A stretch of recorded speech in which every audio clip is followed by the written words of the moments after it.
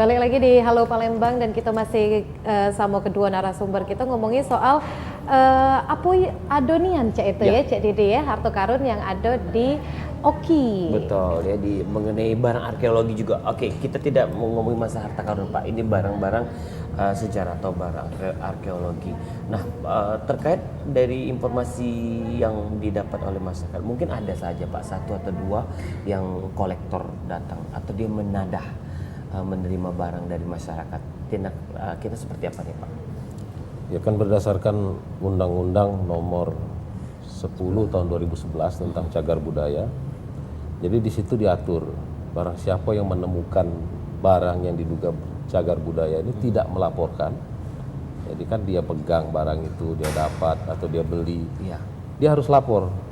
Betul. Kalau tidak lapor dia ada ancaman hukumannya, bisa kena hukuman 5 tahun paling lama. 5 tahun penjara. Tapi kalau melakukan pencarian tanpa izin, ini bisa dihukum paling lama 10 tahun. 10 tahun.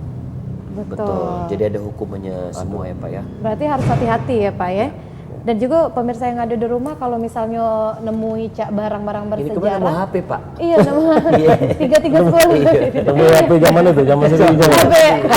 Jangan wow dulu Pak. Betul. Ya. Pak, ini kalau misalnya biar kita tidak salah, kalau kita nemu ke barang bersejarah, itu harus dilaporkan. Nah, kalau misalnya dari kabupaten Cak itu kan tidak tahu nak ngelaporkannya dengan siapa Pak.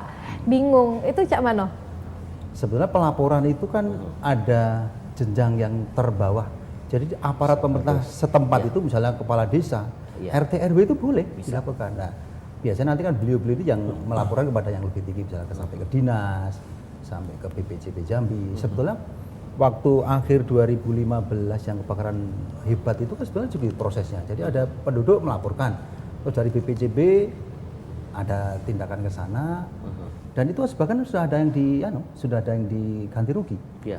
Karena BPJB Jambi itu salah satu fungsinya adalah pelestarian dan mereka harus melestarikan itu. Jadi temuan dari tahun 2015 itu masyarakat yang dulu pernah merasa menjual kepada BPJB sekarang bisa dicek. Iya. Memang pada waktu itu ada satu tinggalan atau data yang penting, yaitu adalah batu yang ternyata itu prasasti ya, prasasti Sidayatra, prasasti pendek gitu. Itu memang sempat, dan itu penting sekali karena kita sudah berapa tahun meneliti belum pernah menemukan itu. Memang akhir-akhir ini dari Balai Arkeologi Sumatera Selatan menemukan lempengan timah, sebetulnya itu juga prasasti. Prasasti, cuma itu masa-masa yang lebih muda. Tapi kalau Sidayatra tadi ya mungkin sama-sama dengan Sriwijaya, karena di Sumatera Selatan sendiri khususnya di Palembang Barat kan juga banyak ditemukan prasasti-prasasti pendek seperti itu. Dan itu makanya masyarakat waktu itu juga dengan kesadaran sendiri dan pemerintah juga menyambut baik, melakukan ganti rugi.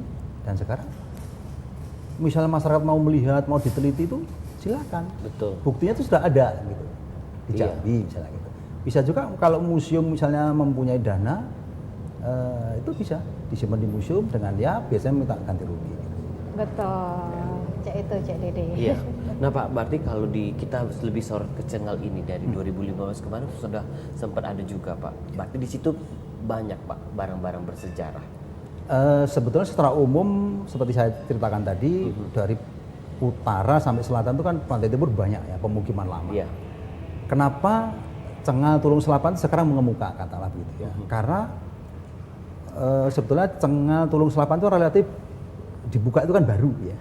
Baru lain dengan Karangagung dengan Air Sugian yang trans lama, terus untuk difungsikan sebagai perkebunan itu kan sudah cukup lama dan mereka sudah tanam. Jadi orang istilahnya tidak ada lahan kosong untuk mereka mencari. Meskipun sebetulnya potensi tetap ada. Gitu. Tapi kalau di Cengal Tulung Selapan kan baru. Baru kan kebetulan memang lokasi-lokasi yang dicari penduduk itu kan sebetulnya milik PT, tapi belum ditanam. Jadi tanah itu masih terbuka. Kemarin dengan adanya kebakaran hutan itu penduduk ingin mencari.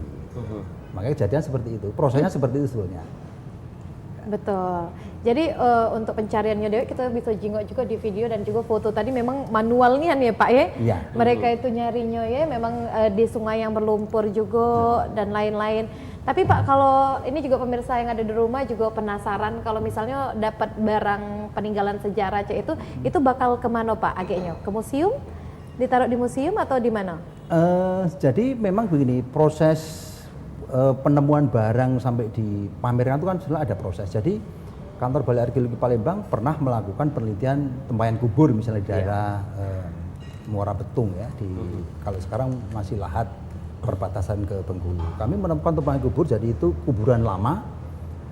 Pada waktu itu sebagai bahan penelitian lebih lanjut kita bawa sampel lumayan besar, terus kita bawa. Setelah kita selesai, kita hibahkan kepada museum.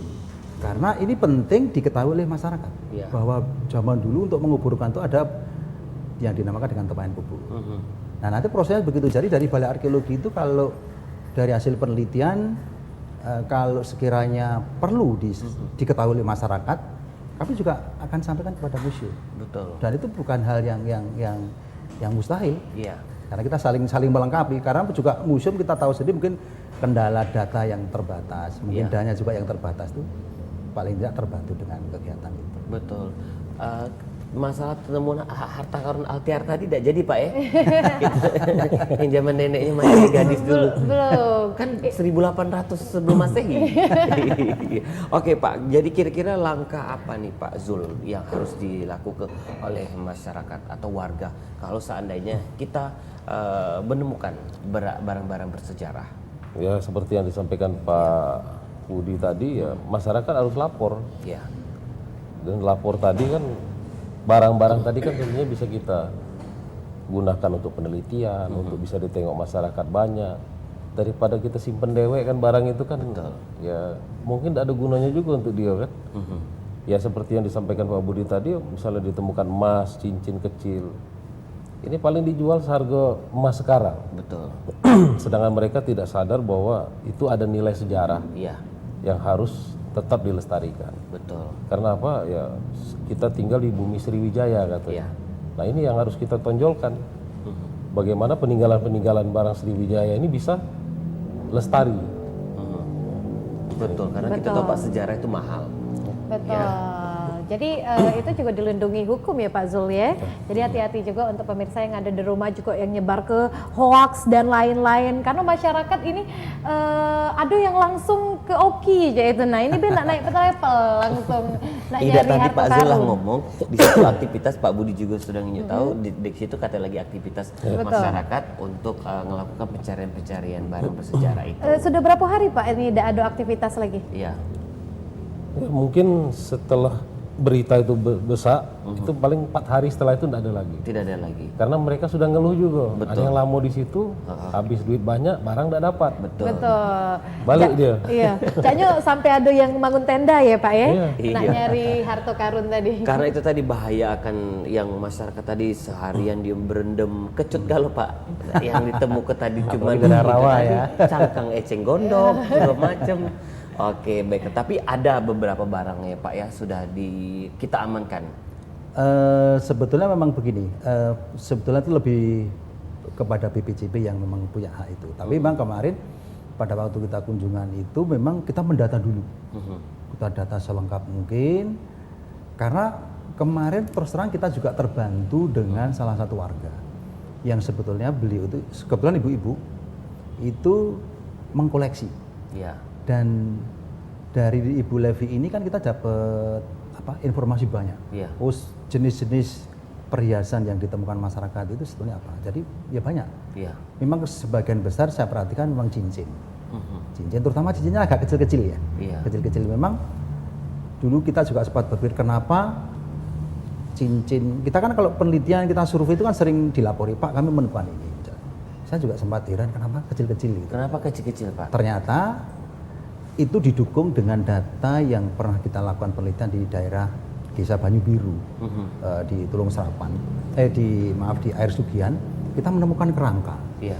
Memang kerangka itu sudah sudah rusak katalah, itu kan daerah rawa, tapi tim ada Pak Johan Arif dari ITB itu bisa merekonstruksi individu itu ada 3, jadi ada yang 2 itu anak-anak umur 12 sama ibu 42 tahun. Oke. Nah, makanya ada kemungkinan kok itu dipakai anak-anak kemungkinan, Iya. karena kita bisa menemukan kerangka yang Betul. 12 tahun. Sama Cak Didi nih Pak, dari kecil lah bemas.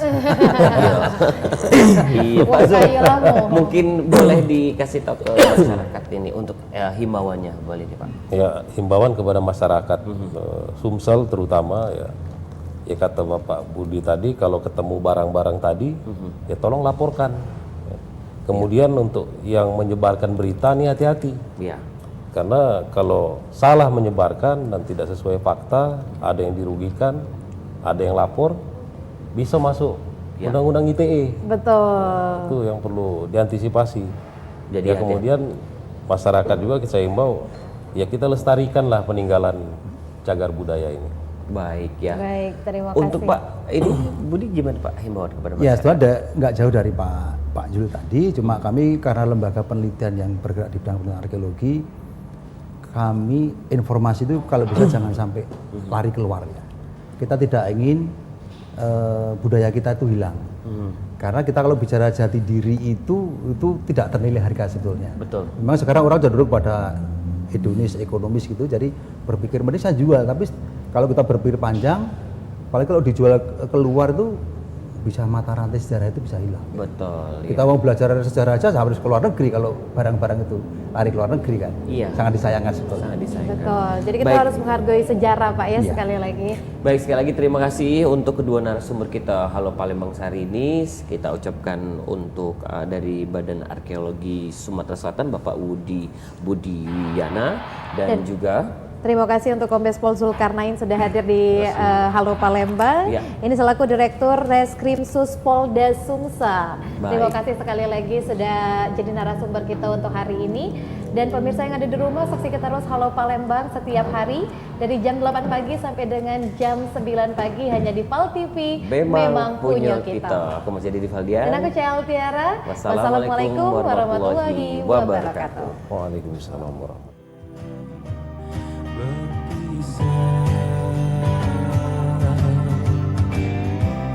Nafsu dulu baru logika, tinta biru tinggal cerita realita.